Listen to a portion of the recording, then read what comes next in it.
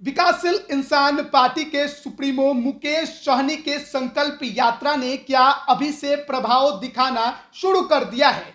क्या मुकेश सहनी के इस यात्रा का ही ये असर है कि अब बीजेपी नेतृत्व मुकेश सहनी के साथ जो दूरियां लगातार बढ़ते जा रही थी उसे पाटने की कोशिश में लग गई है?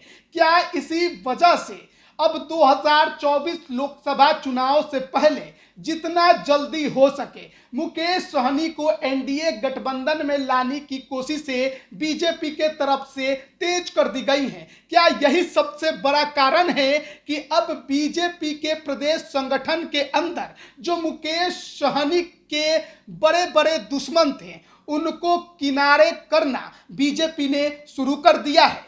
नमस्कार, आप लाइव बिहार देख रहे हैं। मैं हूं राजमोहन तिवारी।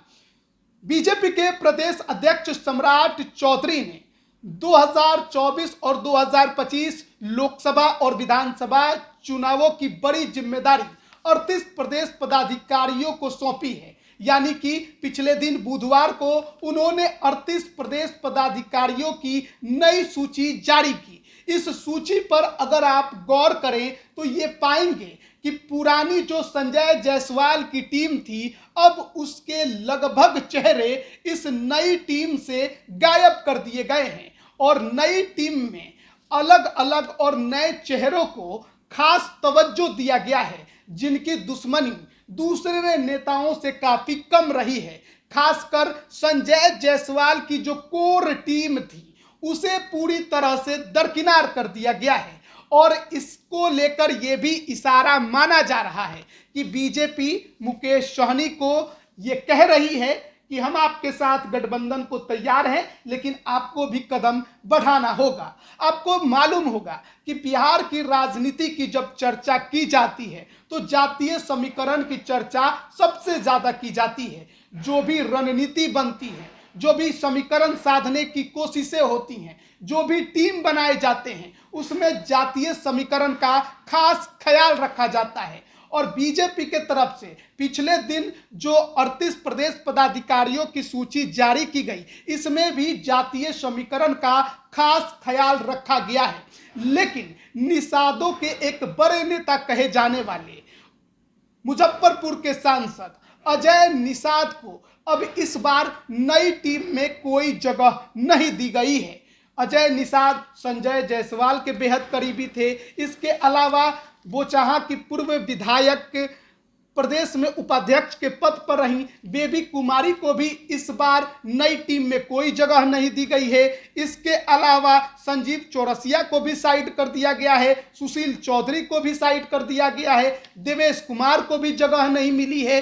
तो ये माना जा रहा है कि संजय जायसवाल की जो पुरानी टीम थी उसे पूरी तरह से इस बार सम्राट चौधरी ने किनारे करने की कोशिश की और इस बार 24 और 25 में नए चेहरों के बदौलत चुनाव लड़ने की बड़ी जिम्मेदारी इनके कंधों पर दी है। अब इसको लेकर चर्चा सियासी ये भी चलने लगा कि आखिरकार इस बार अजय निषाद को बाहर किया गया तो क्या किसी निषाद के बेटे को पदाधिकारी बनाया गया या नहीं बनाया गया? तो ऐसे में एक नाम निकलकर सामने आया है और वो है राजभूषण निषाद। इन्हें इस बार अजय निषाद की जगह पर प्रदेश उपाध्यक्ष की जिम्मेदारी सौंपी गई है।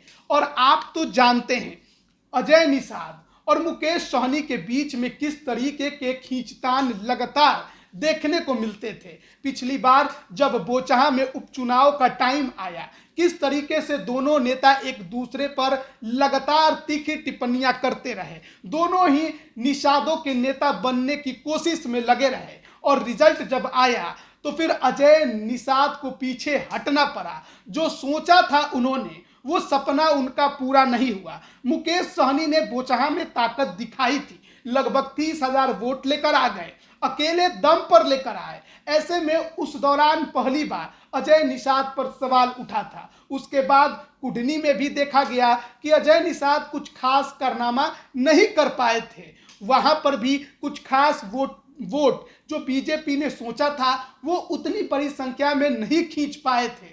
और ये बड़ा कारण रहा कि अब जो नई टीम की घोषणा हुई है उसमें पुराने प्रदेश उपाध्यक्ष के पद पर रहे अजय निषाद को इस बार कोई जगह नहीं दी गई है। खासकर संजय जायसवाल की जो पुरानी टीम थी उसे दरकिनार कर एक नई टीम के जरिए 24 और 25 का चुनाव लड़ने की कोशिश सम्राट चौधरी के तरफ से की गई है। जो 38 प्रदेश पदाधिकारियों की सूची जारी की गई है उसमें कुल 17 सवर्णों को जगह दी गई है। वैसे भी माना जाता है कि बीजेपी के जो कोर वोटर हैं वो सवर्ण हैं और सवर्ण खुलकर उनका साथ देते हैं, तो एक बार फिर से बीजेपी ने सवर्णों पर भरोसा जताया है, जिसमें ब्राह्मण 6, भूमियार 5, राजपूत 5 और कायस्थ से 1 पदाधिकारी बनाए गए हैं। इसके अलावा वैश्य से 4 पदाधिकारी बनाए गए हैं, कुशवाहा से 3 पदाधिकारी बनाए गए हैं, कुर्मी से 2 पदाधिकारी बनाए गए हैं,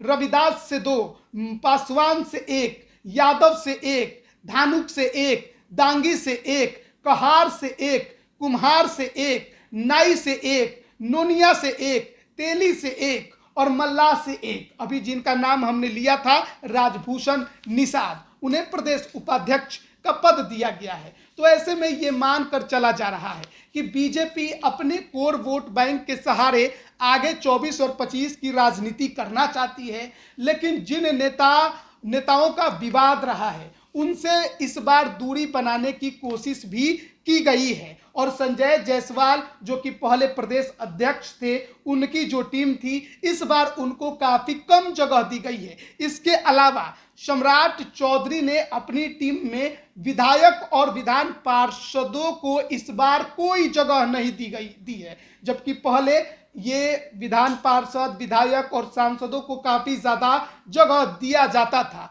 लेकिन इस बार सम्राट चौधरी की जो टीम बनी है उसको देखकर ऐसा लगता है कि बीजेपी अब आगामी जो चुनाव है उसमें नए चेहरों पर भरोसा जताना चाहती है, विवादित नेताओं को साइडलाइन रखना चाहती है और नए गठजोड़ कैसे बने इसके लिए कोशिश करते दिखाई दे रही है। और ऐसा माना जा रहा है कि बीजेपी का जो ये जातीय समीकरण वाला प्रदेश पदाधिकारियों की सूची है उसमें अजय निषाद को बाहर करने का मतलब है, बेबी कुमारी को बाहर करने का मतलब है कि मुकेश सहनी के साथ एक कदम और दोस्ती का बीजेपी ने बढ़ाया है।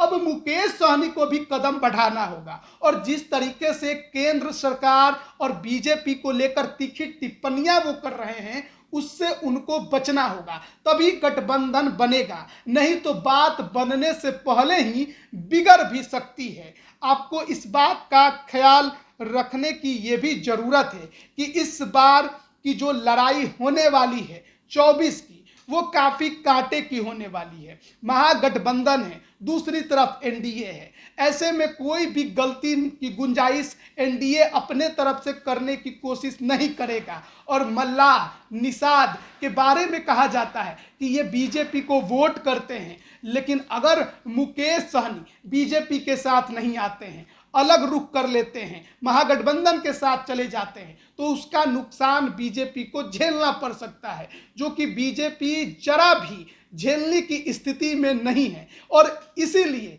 शायद जिस तरीके के प्रदेश पदाधिकारियों की सूची जारी की गई है उसमें ये बात मान लिया गया है कि जो नेता दूसरी पार्टियों को चला रहे हैं उनको चैलेंज नहीं करना है, उनके साथ रिश्ते मधुर करने हैं।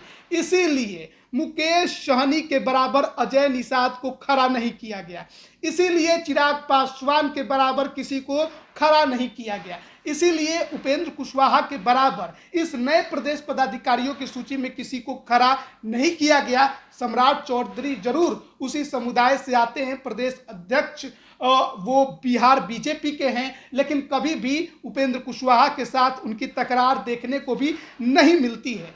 और अब देखना बड़ा दिलचस्प होगा कि ये जो नई प्रदेश पदाधिकारी बनाए गए हैं वो किस तरीके से बीजेपी को बिहार में मजबूत करते हैं, किस तरीके से चुनावी रणनीति और समीकरण साधने में वो काफ़ी ज़्यादा कामयाब होते हैं, गठजोड़ बनाने में वो कितने कामयाब होते हैं, 24 और 25 की लड़ाई में वो अपनी ताकत किस तरीके से दिखाते हैं। अब सम्राट चौधरी के हाथों में बिहार की कमान है, खूब अभी से दमखम के साथ बोल रहे हैं, चिल्ला रहे हैं, नीतीश कुमार पर लगातार निशाना साध रहे हैं और उनको कुर्सी से उतारने की बात कर रहे हैं। लेकिन 25 से पहले 24 की लड़ाई है और ये सम्राट चौधरी के लिए किसी टेस्ट से कम नहीं है। अचानक से उन्हें कमान मिली है, चुनावी माहौल है और ऐसे में सबको साथ लेकर चलना है, नए गठजोड़ बनाए रखना है,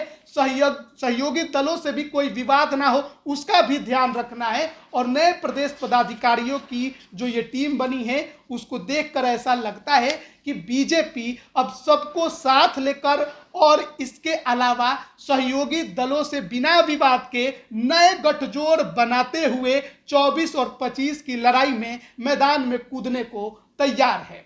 बने रहिए लाइव बिहार के साथ, तमाम अपडेट हम आप तक पहुंचा रहे हैं। आप सभी का बहुत बहुत धन्यवाद। लाइव बिहार यूट्यूब पर सब्सक्राइब और फेसबुक पर लाइक जरूर करें।